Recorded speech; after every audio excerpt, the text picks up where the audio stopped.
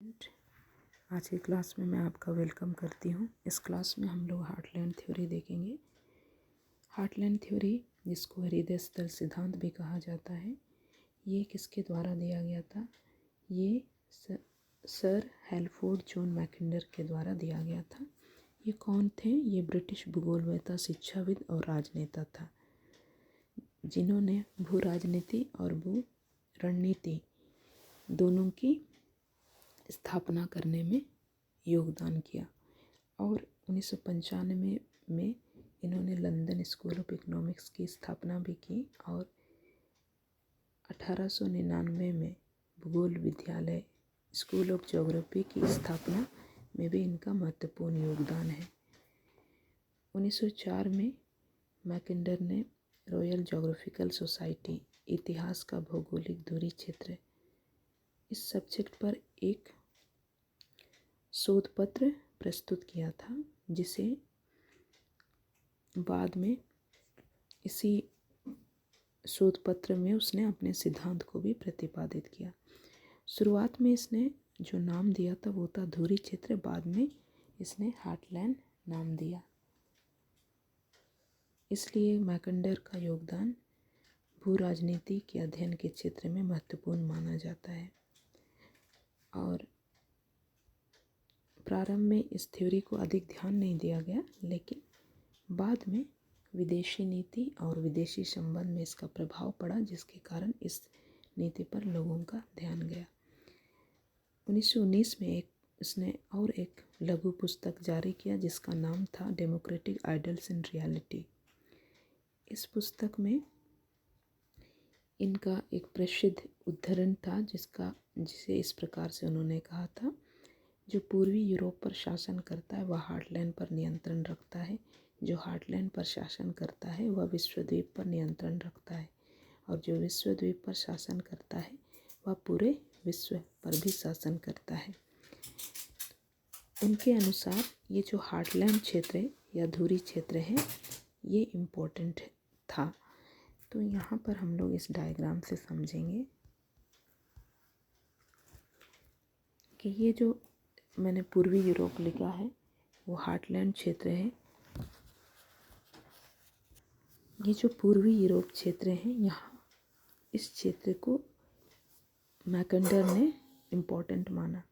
उनके अनुसार ये जो क्षेत्र है उस क्षेत्र में सुरक्षा है, क्योंकि इसके उत्तर की ओर आर्कटिक सागर होने के कारण उधर बर्फ जमे हैं, जबकि इधर यूराल पर्वत है, और नीचे की ओर मरुस्थल होने के कारण इस क्षेत्र में आक्रमणकारी जो है प्रवेश नहीं कर पाते।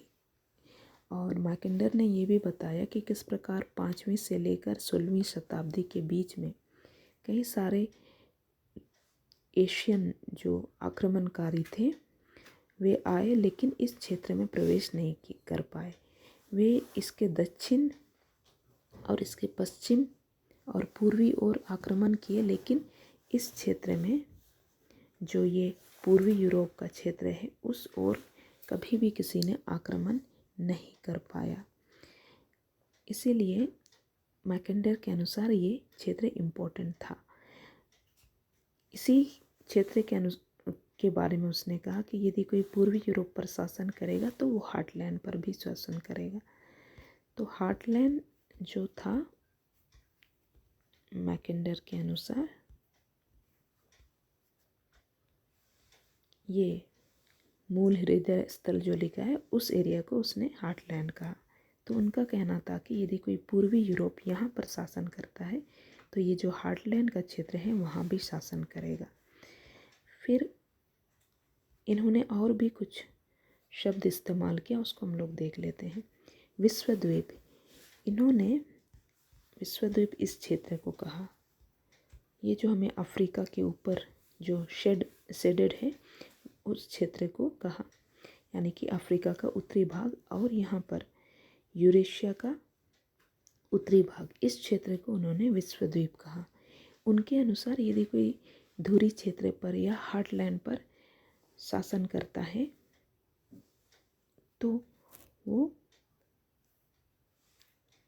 विश्वद्वीप पर भी शासन करेगा। हार्टलैंड ने इस प्रकार से कहा कि ये जो विश्वद्वीप है, कि हम लोग यहाँ देख लेते हैं, ये जो विश्वद्वीप है ये विश्व के कुल क्षेत्रफल का लगभग 2/3 है।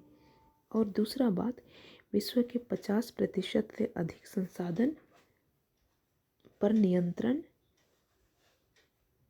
रखने के लिए, या फिर विश्व के 50% से अधिक संसाधन इस क्षेत्र में पाए जाते हैं। इस कारण से ये जो क्षेत्र है इम्पोर्टेंट है, विश्वद्वीप का क्षेत्र।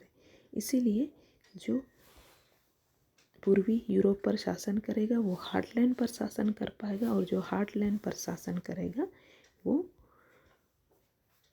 विश्वद्वीप पर शासन करेगा। इस प्रकार उन्होंने कहा, और जो विश्वद्वीप पर शासन करेगा वो पूरे विश्व पर शासन करेगा। आई होप आपको ये चीज़ें समझ में आ गई। तो इसमें आपको पूर्वी यूरोप ध्यान देना है, उसके बाद हार्टलैंड है, हार्टलैंड के बाद विश्वद्वीप। इसके अलावा भी इन्होंने आंतरिक सीमांत अर्धचंद्र की एक पट्टी बताई, उसमें भी उन्होंने कुछ देशों को रखा, जैसे इस चित्र में हम लोग देख सकते हैं। यहाँ पर आंतरिक या सीमांत अर्धचंद्राकार पट्टी, इसमें इन्होंने यहाँ स्कैंडिनेविया से लेकर के इधर मंचूरिया तक का क्षेत्र को बताया, भारत में भी इसमें है। फिर इन्होंने बाह्य द्वीप भी कहा, उसको अभी हम लोग देख लेते हैं। बाह्य द्वीप, उसमें उन्होंने उत्तरी अमेरिका, दक्षिणी अमेरिका और ऑस्ट्रेलिया को भी रखा, जो हमें यहाँ पर मिलता है ये बाह्य द्वीप जो अर्धचंद्राकार भूमि थी। तो इस प्रकार से इन्होंने, हम कह सकते हैं कि ये क्षेत्र बताए। इसको हम लोग देखते हैं धुरी क्षेत्र, यानी कि पाइवोट एरिया, जो शुरुआत में इसने 1904 में बताया था। बाद में उसी के स्थान पर 1919 में इन्होंने इसी धुरी क्षेत्र को थोड़ा सा आगे बढ़ाकर हार्टलैंड का नाम दिया। तो यही पूर्वी यूरोप का क्षेत्र है, और उसी को उसने कहा कि ये जो पूर्वी यूरोप का क्षेत्र है उस पर कोई अधिकार करता है तो हार्टलैंड पर भी अधिकार करेगा, यानी इसी के आसपास का क्षेत्र है। हार्टलैंड यहाँ पर दिख रहा है, बड़ा क्षेत्र है जो उन्होंने बाद में उसको बढ़ाया। और यदि कोई हार्टलैंड पर नियंत्रित करेगा तो विश्वद्वीप पर भी, और विश्वद्वीप पर नियंत्रण करने से पूरे विश्व पर नियंत्रण कर पाएगा। ये बातें इन्होंने कही। तो यही इसका मूल बात है, हमें इसको समझना है।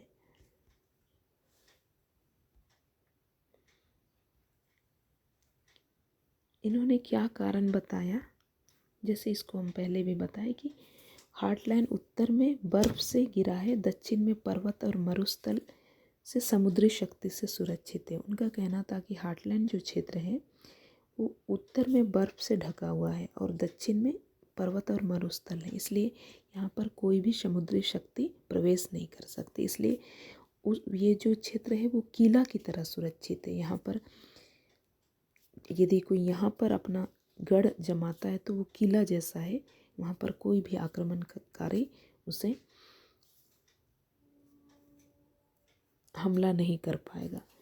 और उन्होंने इतिहास के अध्ययन से ये भी बताया कि पूर्व से पश्चिम और पश्चिम से पूर्व तक किए गए स्थलीय आक्रमण असफल रहे, क्योंकि कुशल परिवहन के अभाव में सैनिक और आपूर्ति की निरंतर व्यवस्था संभव नहीं थी। उनका कहना था कि इस क्षेत्र में जितने भी हमले हुए जो इतिहास में हुए वे असफल रहे, क्योंकि यहाँ पर कुशल परिवहन नहीं है, इसलिए यहाँ पर सैनिक और आपूर्ति की व्यवस्था नहीं हो पाई। तो इसलिए ये जो क्षेत्र है वहाँ पर किसी का भी आक्रमण असंभव है, इसलिए इन्होंने इस क्षेत्र को महत्वपूर्ण माना। फिर इन्होंने ये भी बताने का कोशिश किया कि क्या क्या ऐसा द्वार खुलेगा या ऐसा आधार होगा जिसके आधार पर हार्टलैंड जो है विश्व में प्रभुत्व का कारण बनेगा। तो उनका कहना था कि पहला, कि किसी पश्चिमी यूरोपीय राष्ट्र जैसे कि जर्मनी यदि रूस पर आक्रमण करता है तो इसके द्वारा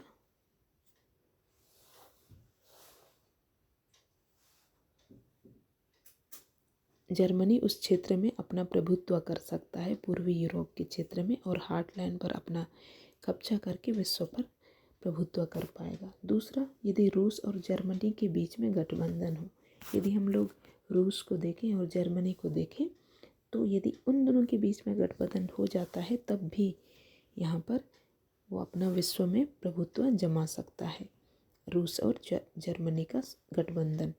फिर तीसरा जो उन्होंने मार्ग बताया या आधार बताया, चीन और जापान यदि मिल करके रूस पर विजय पा लेंगे तब भी ऐसा हो सकता है। तो इस प्रकार से ये 3 आधार बताए जिसके आधार पर इस क्षेत्र पर कब्जा किया जा सकता था। बाद में इन्होंने 1943 में भी एक मिडलैंड बेसिन का अवधारणा दिया 1943 में, जिसमें इन्होंने कहा कि मिडलैंड बेसिन में उन देशों को शामिल किया जिसमें पश्चिमी यूरोप, फ्रांस, बेल्जियम, उत्तरी अमेरिका ये क्षेत्र आते थे। तो इनके अनुसार ये जो क्षेत्र हैं ये भी महत्वपूर्ण है और दूसरी शक्ति के रूप में उभर रहे हैं, क्योंकि इन्होंने ये जो मिडलैंड बेसिन की अवधारणा दी तो उस समय में द्वितीय विश्व युद्ध का समय था, तो उसके अनुसार इन्होंने बताया।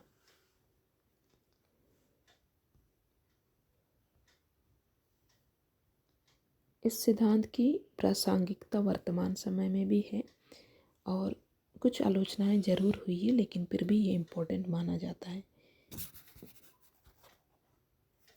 जैसे हम लोग देख सकते हैं कि मैकेंडर के बारे में ये कहा गया कि उन्होंने इतिहास को बहुत ही नियतात्मक ढंग से और भूमि और समुद्री शक्ति के संघर्ष के रूप में सरल बना दिया। मतलब इन्होंने इतिहास को सिर्फ भूमि और शक्ति का संघर्ष के रूप में इतना सरल बता दिया। इस प्रकार ये चीज़ वास्तविकता से बहुत दूर है, ऐसा कहा गया। दूसरा जो इनका आलोचना किया गया, उनका कहना था कि ऐसा नहीं है कि केवल भूमि और शक्ति का संघर्ष वहाँ पर है, क्योंकि इन्होंने इसी कारक को महत्वपूर्ण बताया, जबकि इतिहास भौतिक, सामाजिक, आर्थिक और सांस्कृतिक कारक से भी प्रभावित होता है, जिनमें हित का टकराव होता है, केवल भौगोलिक कारक से नहीं। तीसरा बात जो कहा गया कि हार्टलैंड जो है वहाँ पर चरम जलवायु है, इस कारण से कठिनाई वाला क्षेत्र है। तो जबकि मैकेंडर ने हार्टलैंड को बहुत इम्पोर्टेंट बताया, जबकि जलवायु की दृष्टि से ये इतना अच्छा क्षेत्र नहीं है। नेक्स्ट जो बताया गया वो ये था कि हार्टलैंड इतना समृद्ध नहीं है, इसका अधिकांश भाग बंजर भूमि है और ये बड़ी जनसंख्या के भरण पोषण में असक्षम है।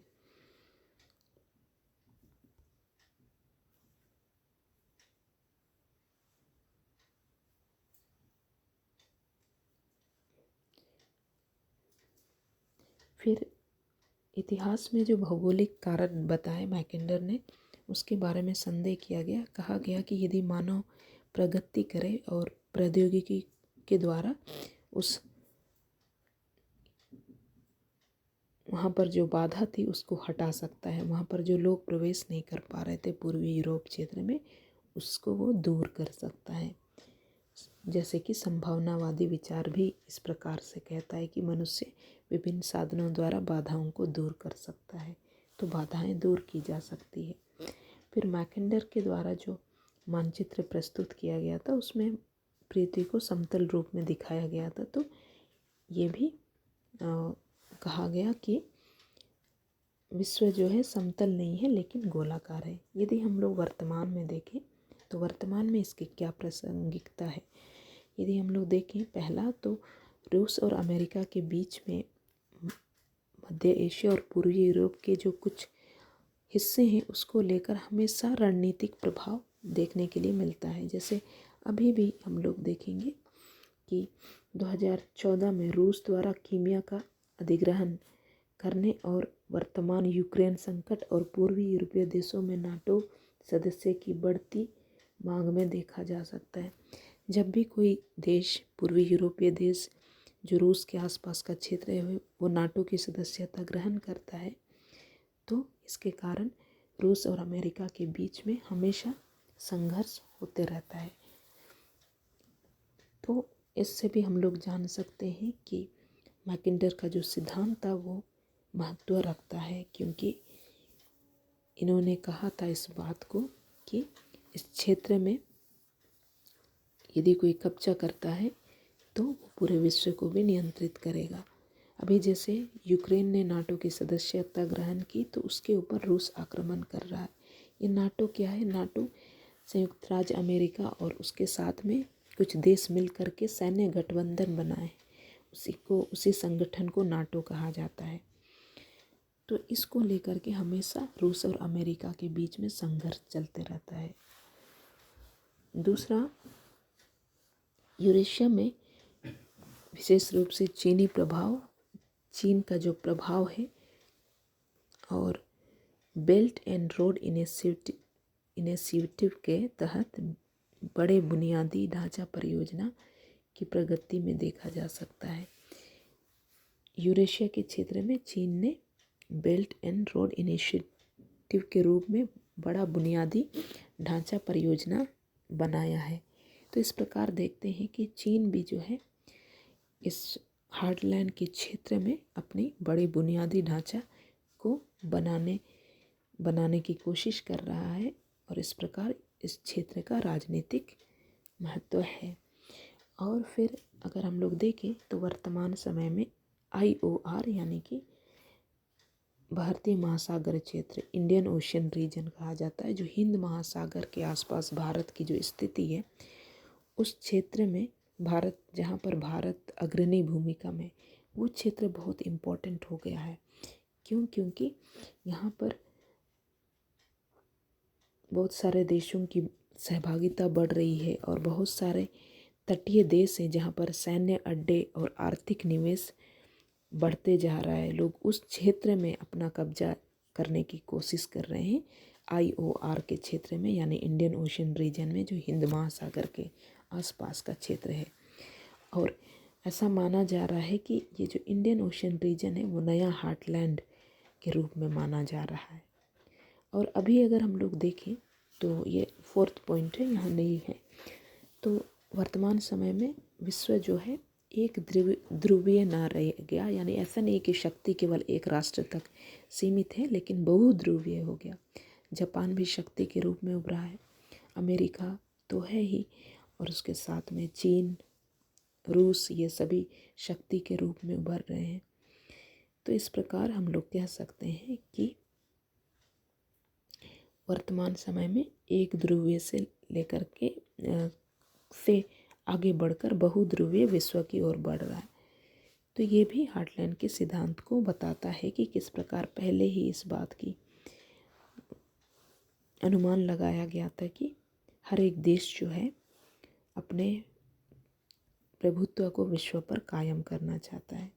और नेक्स्ट ये है कि वर्तमान समय में आर्थिक शक्ति जो है वो शक्ति के रूप में उभरी, यानी जिसके पास जो आर्थिक रूप से मजबूत होगा, जिसके पास आर्थिक संसाधन अधिक होंगे, उन देशों को महत्वपूर्ण माना जा रहा है।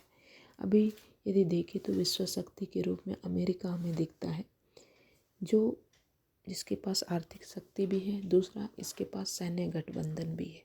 तो इन दोनों के कारण से अमेरिका एक विश्व शक्ति के रूप में हमें देखने के लिए मिलता है। और उसकी शक्ति को हम लोग इससे भी देख सकते हैं कि कई सारे जब युद्ध होते हैं तो उसमें उसका हस्तक्षेप से भी हम उसकी शक्ति का अनुमान लगा सकते हैं। तो इस प्रकार ये कॉन्सेप्ट है।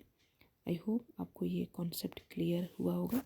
इसके साथ में हम एक बार फिर से इसको क्लियर करना चाहते हैं। जब मैकेंडर ने 1904 में दिया था, तो 1904 में अपना शोध पत्र दिया था, तो उसमें उन्होंने उस क्षेत्र को धुरी क्षेत्र कहा था, इतिहास का भौगोलिक धुरी क्षेत्र। फिर बाद में इसी धुरी क्षेत्र को उन्होंने 1919 में हार्टलैंड नाम दिया।